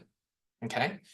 So knowing this now, right? And if anyone has any questions about intuition or they're still a bit unsure about the test, let me know in the chat. But knowing this now, the next question to ask yourself is, how do we understand the interpretation of the test result? That was the third point that I said here. What is the interpretation of the test result, right? And interpretation of test result requires that you have some intuition around the actual test itself. So we have some intuition around the test itself now. So what is the interpretation of the test result? Well, the way that you structure every single interpretation of test result is through the concept of a null hypothesis and an alternate hypothesis. These are just fancy terms, well, official fancy statistical terms to say, if your test is insignificant, what does that mean? If your test is significant, what does that mean, right? So if your test is not significant, then the evidence points towards the original mean of the non-diabetic minus mu diabetic, or the mean of the diabetics, equal to 0. That's what it means, right? If your test is not significant, then the difference between these two are not significantly different from 0. And so these two must be equal. That's what null hypothesis in this case means. Alternate hypothesis is, if your test is significant, then what it's saying is that your evidence, or what data you have, points towards this difference here being significantly different from 0, right? So if we were to then take this concept of null hypothesis and alternate hypothesis as a kind of H0, H1, that's how we write it in statistics, H0, H1, right? So null, H0, alternate, H1, right? Then in our specific example, our null hypothesis would be the difference of mean insulin in diabetics and non-diabetics is 0, whereas alternate hypothesis is the difference of mean insulin in diabetics and non-diabetics is not 0, in which case, if our test is significant, then H1 would be true, or the alternate hypothesis would be true. If our test is not significant, then H0 would be true. In other words, they're not significantly different. I know I used a lot of not this, not that, not this, not that. But in summary, what I'm trying to say is, if your test is significant, then the bottom one is true. If the test is not significant, the top one is true. That's pretty much it, right? So that was the background kind of explanation for this actual test. And it looks super complicated, but in the actual code to run this test, it's one line of code. And this is the beauty of R, right? If you want to run this test, this is what it actually looks like. That's it. This stuff in the middle is just an explanation. This piece of code here is all it takes to run the test. That's all it is. So let me explain. If I want to run this test here, and again, if I want to know how to run this test, I can always ask my trusty console here, $t test. How do I run it? And it tells me you need the data, then you need a formula. Okay, let me do that. So let me start this new code block here. And I go t test. And the first thing I need to include is diabetes. So, and I'll teach you how to get this later. This is like a kind of hack where you can, it writes the code for you, so you don't even have to write the code. But while we're learning, we'll write the code ourselves. So data equals to diab So you're passing in your first variable. I could have written that, or I could have just written diab, right? Either is okay. So data equals to diab. And then formula, which is what is the actual test you want to run, right? Formula equal to insulin, which is the dependent variable, so that it's read as insulin versus, with a little squiggly sign, outcome. That's it. And the way you read it is insulin against outcome. That's how you read the formula, right? Insulin against outcome. And then this paired thing down here, paired equals to false or true. What does that mean? Well, it means that this is not a test where the two groups are the same people. So what it means is, like, for example, if you have, if you had two groups, group 1, group 2, and, person A was measured in the first data set and person B was also in this, person A was also in the second data set, that would be considered a paired data set because there's a measurement in each group of the same person. But this is not a paired data set. This is an independent test. In other words, the people in group 1, or the diabetics, for instance, are different from the people in group 2, which are non-diabetics, right? A, B, C, D, E, F, G sort of business. So as a result, it's not a paired analysis. And so it's false. Paired equals to false. And again, this is all stuff that you can search up. It's not something you have to remember, right? This is all things you can just search up. You can just search up really easy how to run t-test online, and it'll just do it for you, right? So if I take this code now and run t-test, you can see here I get a number of values. How do I read this output? Well, the thing that you should sort of read is this value here, p value. And you've probably seen this p-value before if you've read any papers, or you've, in lectures, sometimes lecturers will often say, oh, this is a significant result because the p-value is less than 0.05. So a brief note on that. This p-value basically tells you whether your test is significant or not. And the cutoff that's typically used is p is less than 0.05. P is less than 0.05. So what that means is if your p-value here is less than 0.05, which in this case it is because it's 0.001, then that means the test you've run is significant. So remember what I said. If it's significant, how do you interpret that outcome? Well, this is where it's important to know what a significant outcome means. What it means is your alternate hypothesis has evidence. It means that it's more than likely that the difference of mean insulin in diabetics and non-diabetics is not 0. And of course, in this case, that's what we expected, right? But it's nice to know now that it is statistically significant. In other words, the chances of this being true, right, is very high. Yep. Okay, now, a couple of things I want to emphasize here about this p-value here, because it can be sort of very easy to just go, okay, let me run any statistical test. Whenever I see this p-value, this is compared to 0.05. If it's less than 0.05, it's significant. If it's greater than 0.05, it's not significant, right? I want to make a little point here, which is that this 0.05, excuse me, this 0.05 is a very arbitrary cutoff.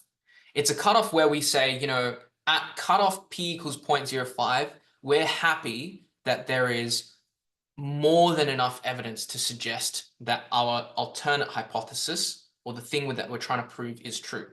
It doesn't mean that it's definitely true. It just means the chances of it being true are very, very high, right? So just because something is considered statistically significant doesn't mean it's for sure true, right? So as an example, like, just because my mates know that if I go out with them, it's unlikely I'm going to be able to down more than 2 standards, doesn't mean that on one particular night, I might be feeling really good and go for 10, right? Like, so p equals to 0.05 is a cutoff that is arbitrary, but it is not something that is 100% proving what you're trying to prove. It just means that the probability of what you're saying is really high, right? Okay, so that's kind of the point I wanted to make here. Now, just want to do a quick check with everyone. Have we run this statistical test and are we following so far? Let me write that in the chat.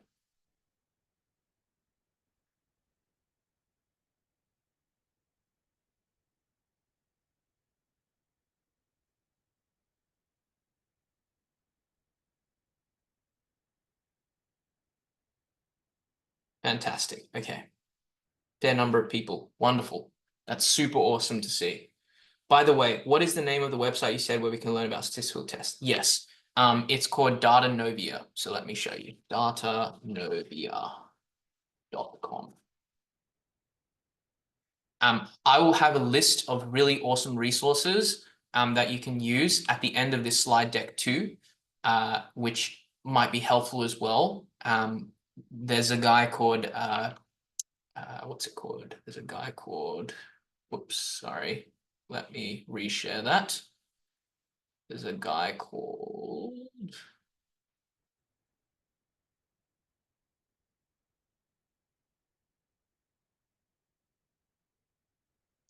Josh Starmer. He does some wonderful videos on statistical tests and makes it super easy to understand. But all of this is on the slide deck, so you can always refer back to it later. Okay, but this page here called Datanovia, you can see that on Datanovia, sorry, these ads are all targeted. I've been looking at Uniqlo a lot. All these Datanovia, you can see it tells you what are the test assumptions, right? It tells you all the code for actually running the test, tells you how to check for normality. It's like, you know, it's perfect, right? It literally tells you exactly how to run everything, and it's got really cool sort of like guides and everything for how to do it. So, you know, whenever you're lost, it's a great place to go to, right? Okay, so, all right.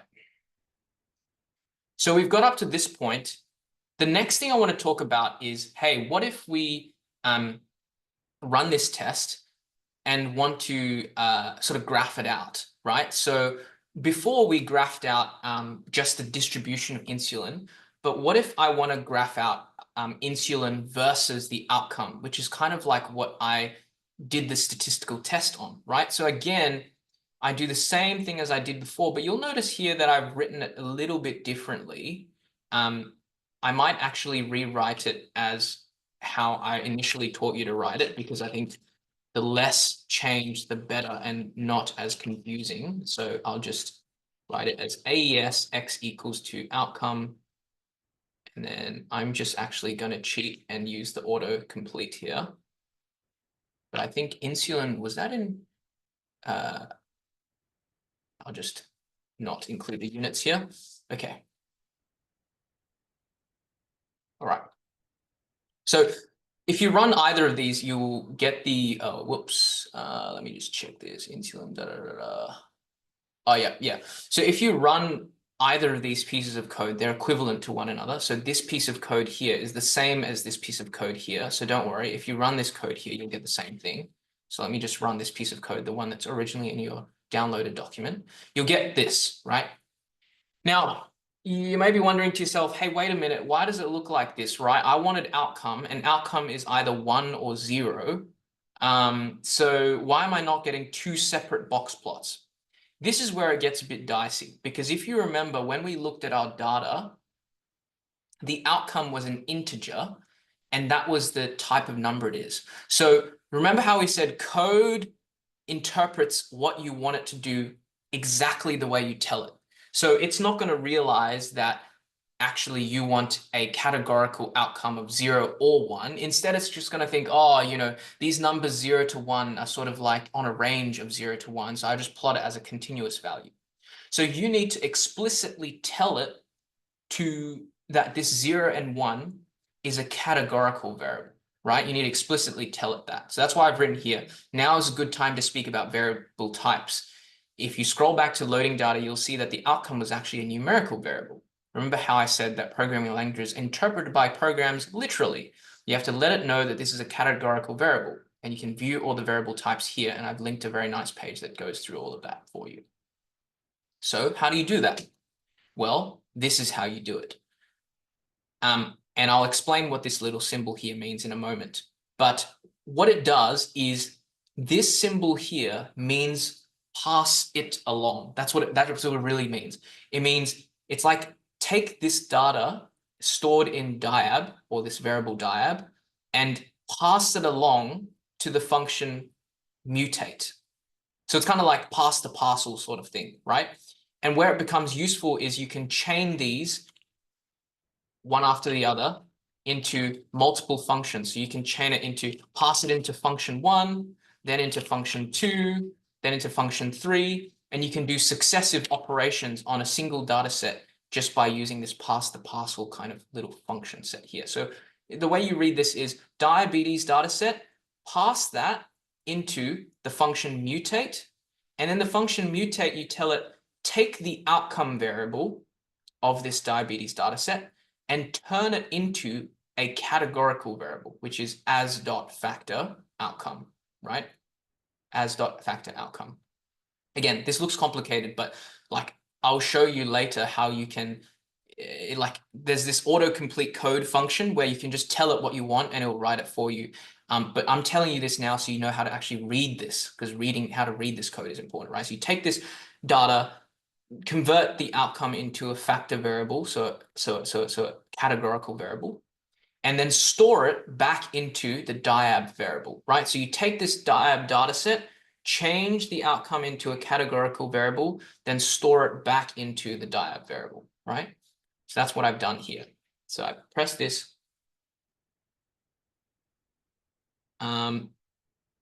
Yep, it is recorded, yep.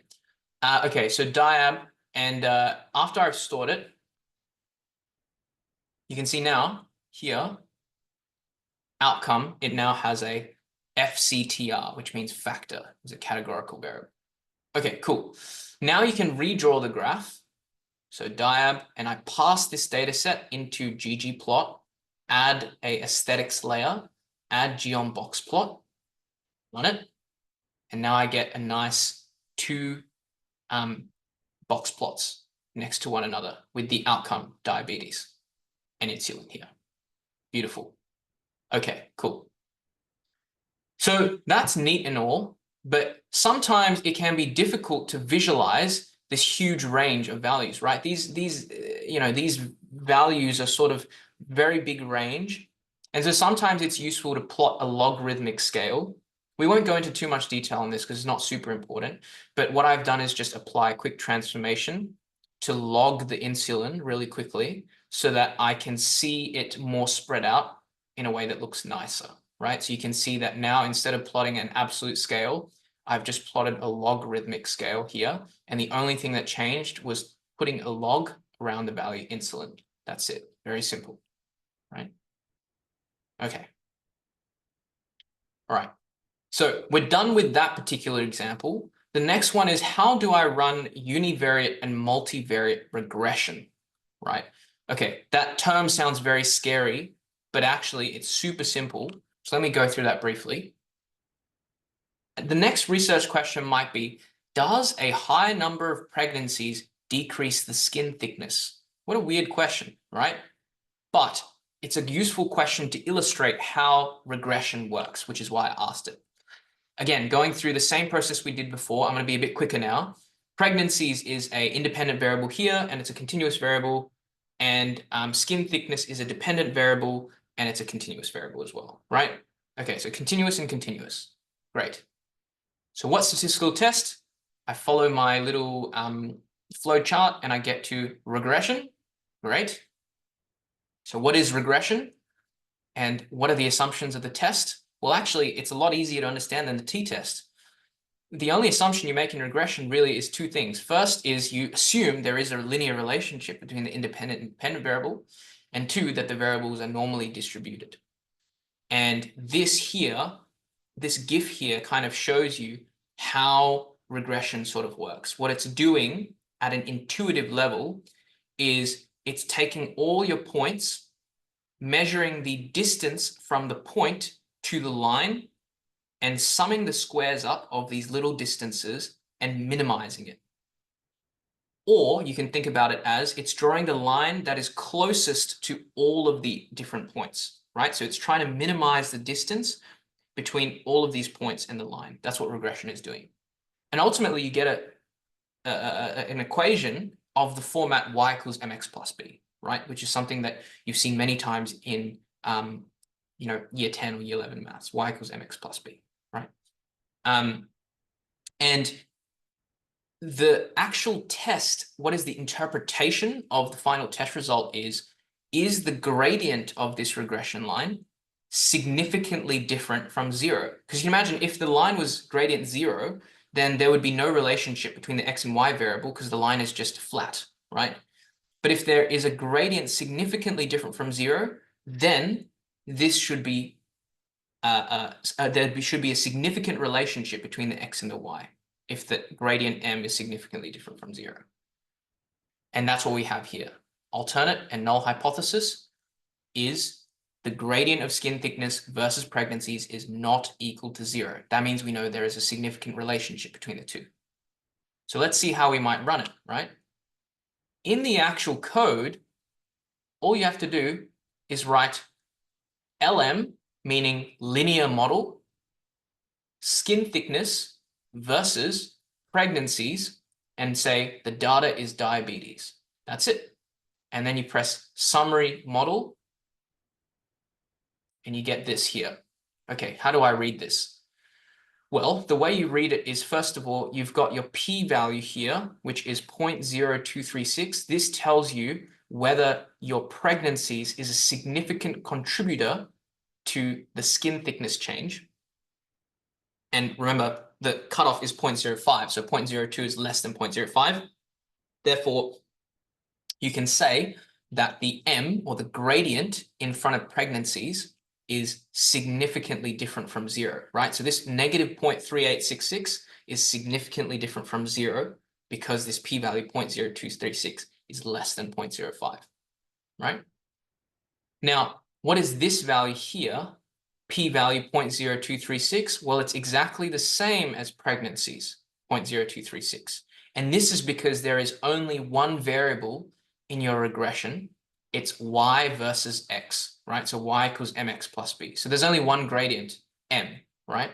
And so these two p-values test the same thing, which is this gradient of pregnancies significantly different from 0? You'll see that this value will be different from this value once we start adding more variables beyond just pregnancy. But for now, because we're doing a simple regression, y versus x, so there's only one p-value. Okay, now, I want to point out here that this is technically significant. 0.0236 is significant. But the thing is, you may ask yourself, that seems very weird. Why would the pregnancies have anything to do with skin thickness? Is there something else at play here? And I'm just going to run this plot here to show you what I mean by that.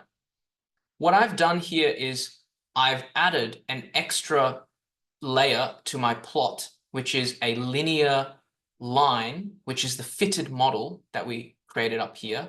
And it's geom smooth method equals to LM, which means linear model, right? So I've added this little blue line here, which is the linear model here.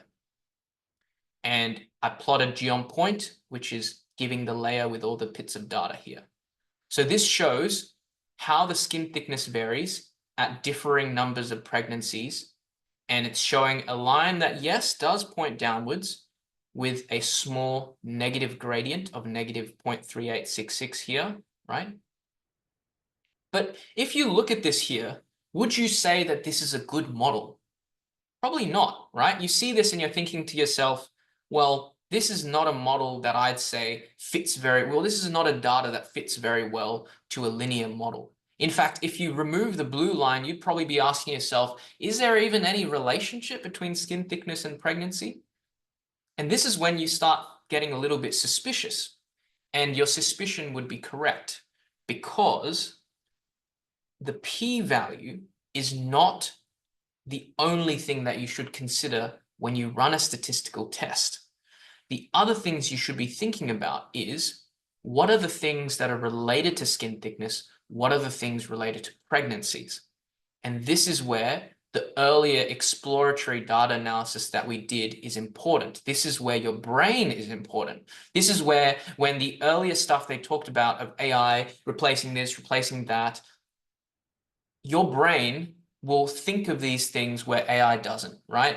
AI incorporates lots of things. AI isn't just ChatGPT. AI includes, models like this, linear models. These are also considered forms of artificial intelligence. But these forms of artificial intelligence do not consider when, in real life, from your experience, you know that these two things don't feel like something that's very related. So it turns out, if you go back to your exploratory analysis all the way back to when we looked at the correlations between the variables, you may remember, and I'll just borrow this chart that someone already posted in the chat earlier. You may remember that we saw age and skin thickness, sorry, age and pregnancies were highly correlated with one another. This one here, right? Age and pregnancy is highly correlated with one another. Now, think to yourself this: if age is highly correlated with pregnancies, and pregnancy is highly correlated with, or significantly correlated with skin thickness, could this be just because age is correlated with skin thickness? And I'm asking a rhetorical question here. It is. And so what this relationship you found is actually just what we call a confounder. And I'll talk a bit about confounders, but before we get into that, I just want to mention the point of, how do I get rid of this annotate? Okay, the point of talking about confounders in this particular case, clear all drawings because it's messing up my screen.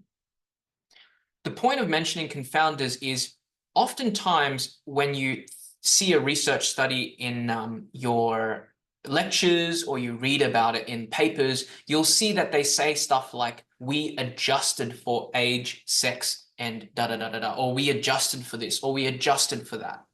The point of adjusting in a research study is to avoid finding confounders, right? Avoid drawing linkage between two variables that have no business being together, right?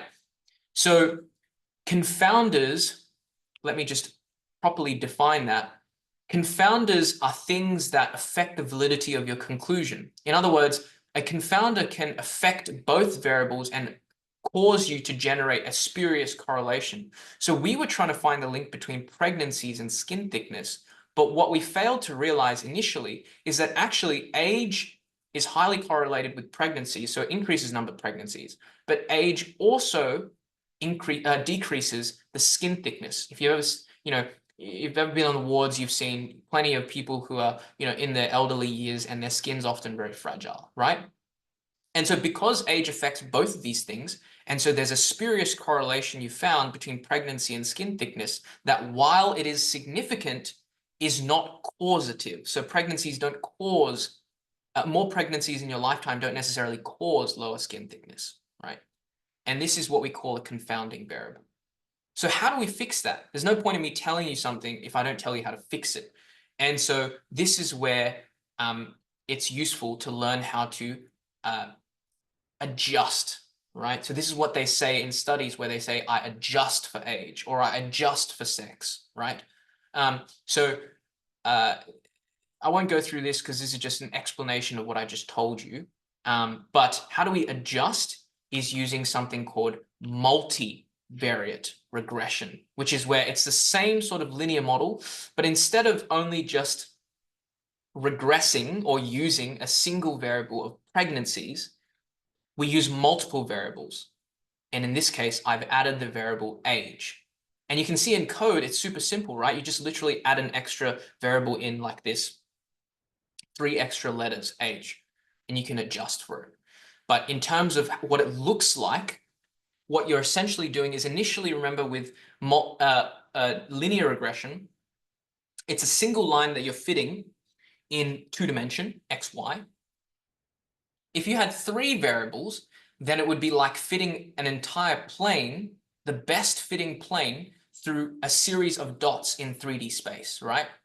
And then if you have, heaps of variables, like say, for example, 10 variables, then it would just be like fitting a 10-dimensional plane in a 10-dimensional sort of space, right? Now, I don't want to get too complicated with this, but the actual analysis is super simple. You're just running the same regression, but with multiple variables in your analysis now to adjust for age and gender, right?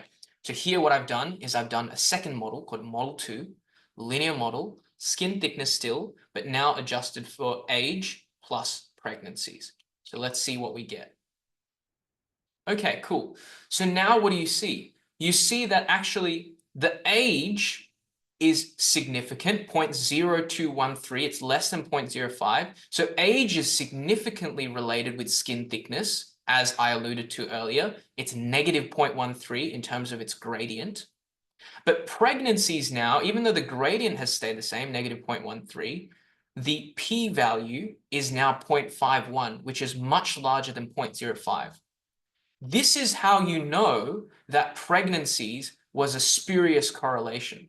The age was actually what was causing the skin thickness to lower, and the pregnancies was only significant initially because you didn't have age in your model. If you included age, pregnancies no longer is significant. That is important, right? That is important. Okay, so this is where it's useful to know how to adjust for variables. And I could just as easily have added age and sex in here or any number of other variables and done multivariate regression. So hopefully now you can see that multivariate regression is not super scary and not hard to do. You just put it inside in one line of code and you're done, right? And you get some values that you can read straight off. Okay, now I'll leave this exercise for you to do, which is to come up with an example question and ask yourself what sort of analysis you want to do and come up with a good statistical test and include your statistical test here. We won't go through that now. Okay. I know I'm kind of running to the end of time here. There's some code here that's really useful for creating plots that look beautiful, like so. But I kind of want to, these are all things that you can sort of learn as you look through the code yourself. But I want to get through some things that I think will be useful for you to where to go from here, right? Because there's no use in me teaching you a bunch of functions if you don't know how to move forward and teach yourself afterwards. So unfortunately, I don't have enough time to go through this here, but I do want to go through this bit here, which is how to use Copilot. So first of all, if you saw, I had a little bit of, had some help with the autocomplete.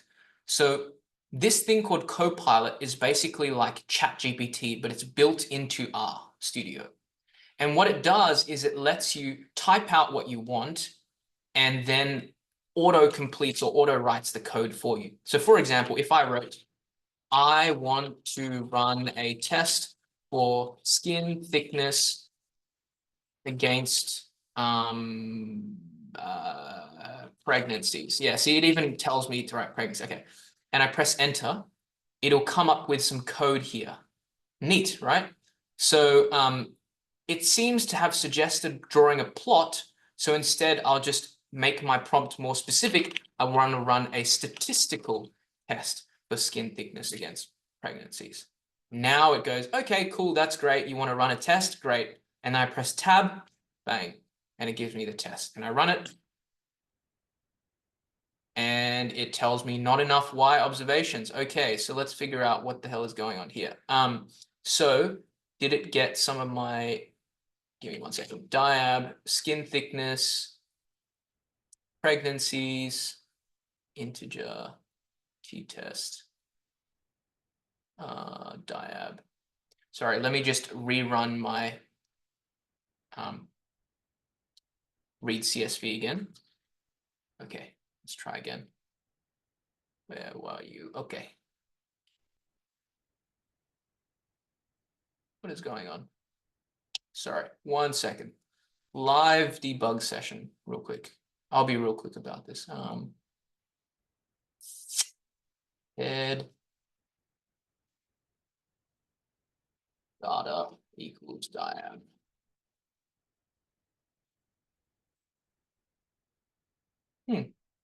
Weird. Okay, in examples like this, would usually suggest just copying and pasting the error into ChatGPT and it'll usually help you out. So not enough Y observations. What is going on? Diab skin thickness should have Y observations. There are plenty of Y observations.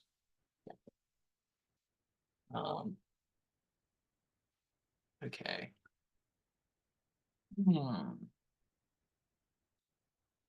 Weird. Head equals. Didn't I just run this test earlier? Oh, sorry, no, this is a t-test. My apologies. No. So this is a t-test. You can't run t-tests on continuous versus continuous. So this would be a okay. So this is where obviously it's important to remember what test you're trying to run, right? Because these two variables are both continuous and you can't run t-test on continuous. We want to run on skin thickness versus outcomes. So if we run skin thickness versus outcomes, outcome, then we have it. Okay, p-value, cool. Okay, so if your one doesn't show Copilot, the way you enable it is you go into Tools, Global Options, and then down here, Copilot, and then Enable Copilot. So you click Enable Copilot. And as students, I think GitHub gives access to Copilot for all students with a .edu email. So as long as you have .edu, you can create an account on GitHub Copilot and then apply it into your options. So again, how to get to it is Tools, Global Options, Copilot, Enable Copilot here. Okay. So really useful for quickly helping you write code, but obviously you can see there that it made a mistake, right? So it gives you a good start, but obviously you still need to know how this code works, roughly speaking, so that you can sort of troubleshoot it when stuff does go wrong. The next thing that's useful is ChatGPT, obviously. If you want to run a test, just tell it what you want to run, give it some examples of the data you want to run it on, and often it'll give you a pretty good start on how to run the actual analysis. And then Stack Overflow is where you can ask a lot of questions to the community, and usually they will answer them pretty quickly within 2 or 3 days. And that's the great thing about R, is there's a very active open source community that helps you answer questions. Now, in terms of a list of good resources, I put together this list here, which I will copy and paste in the chat too. Let me just copy and paste in the chat. Okay. So I would suggest as a beginner, the first thing you should go to, if I can just go to the right page again, is go to this link here, R reference for beginners. It's written by people in doing environmental analysis, which means that they're very empathetic to like complete beginners who do not come from a programming background. And they explain in great detail how to do things as well as common problems people come into contact with. And I have had many friends, one friend in particular, Salil, who I'll thank for linking me this resource, who didn't necessarily do a programming background field, but for his honors project in undergrad needed to use R. And this was apparently an incredible resource to help him understand how to get started, blah, blah, blah, and do everything. So great resource for starting. Next resource would be R Manual for Medical Research. I personally found this one very helpful because it's very medical targeted in the sense that it gives examples that are all sort of related to things that perhaps medical students would be much more familiar with, right? So would highly suggest this. So for example, here you can see building table 1 for a clinical study. It literally tells you how to, create the initial table for the first table you often see in a research paper. And then cheat sheets for data manipulation, and this channel here, which I'll recommend, which is a channel that teaches you the statistical tests in a really fun way. And so it's got nice kind of illustrations of how different types of statistical tests work. And it's super simple. Like I learned this in first year undergrad with 0 stats knowledge, and it was really fun. So it also has links on how to do it in R as well, which is great.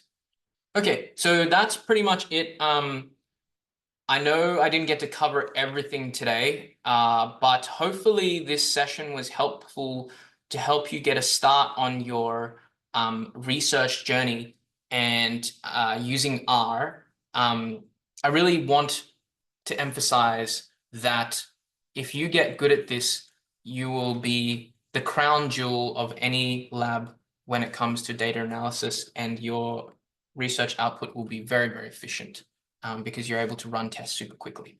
Okay, cool, awesome. Thanks everyone, and have a good one.